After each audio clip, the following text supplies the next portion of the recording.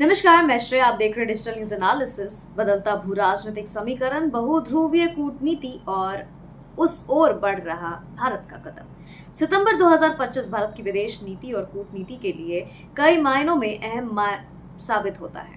America के साथ बढ़ते तनाव, चीन और रूस के साथ निकटता और यूरोप की बढ़ती उम्मीदों ने भारत को एक बार फिर वैश्विक मंच पर केंद्र में ला खड़ा किया है।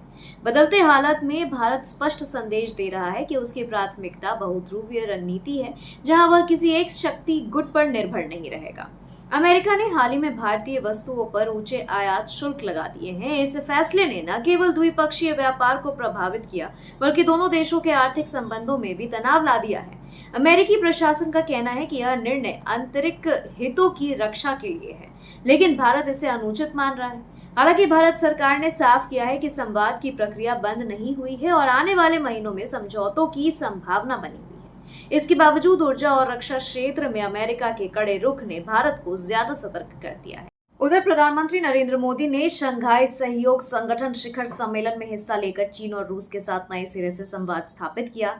खास बात यह रही कि 7 साल बाद उनकी चीन यात्रा हुई, जिसने अंतर्राष्ट्रीय हलकों में गहरी दिलचस्पी पैदा की है। एससीओ की बैठकों के दौरान भारत ने स्पष्ट किया कि वह एक तरफा दबाव के बजाय बहुपक्षीय सहयोग को प्राथमिकता देगा। रूस, भारत और चीन की अनौपचारिक बैठक ने भी यह संदेश दिया कि भारत अपनी कूटनीतिक रणनीति को संतुलित करते हुए पूर्वी पड़ोसियों के साथ मजबूत तालमेल बनाने का इच्छुक है। रूस यूक्रेन युद्ध और एशिया प्रांत क्षेत्र में चीन की सक्रियता के बीच भारत का यह रुख काफी मायने रखता है। यूरोप में भी भारत की भूमिका को लेकर के सकारात्मक दृष्टिकोण दिखाई दे रहा है। जर्मनी ने हाल ही में भारत से आग्रह किया कि वह रूस और पश्चिमी देशों के बीच मध्यस्थता करे। यूरोपीय नेताओं का मानना है कि यदि भारत जैसे देशों ने अनदेखी की गई तो पश्चिम अपनी वैश्विक पकड़ कमजोर कर बैठेगा। वहीं भारत की बढ़ती आर्थिक ताकत और ऊर्जा जरूरतों को देखते हुए यूरोपीय संघ के कई देश अब भारत को एक स्थिर साझेदार के रूप में देख। विदेश मंत्री एस जयशंकर ने हाल ही में कहा था कि बदलते वैश्विक हालात भारत को यूरोप और एशिया प्रांतों जैसे देश जैसे जापान, जर्मनी और यूरोपीय संघ के साथ संबंध मजबूत करने की ओर ले जा रहे हैं।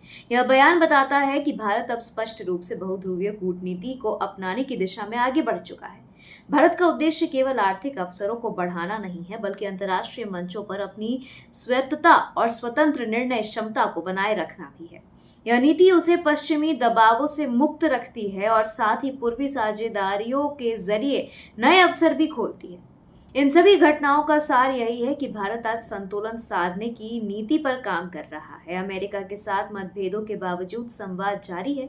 रूस और चीन के साथ बढ़ती निकटता उसे एशिया में अधिक प्रभावशाली बना रही है और यूरोप की उम्मीदें उसे वैश्विक दक्षिण का नेता स्थापित कर रही है। भारत अब यह साफ कर रहा है कि वह किसी एक शक्ति गुट पर पूरी तरह निर्भर नहीं रहेगा। उसकी रणनीति यह है कि वह स्वतंत्र राह बनाए रखे और बहुध्रुवीय विश्व व्यवस्था में अपनी भूमिका को और मजबूत करे।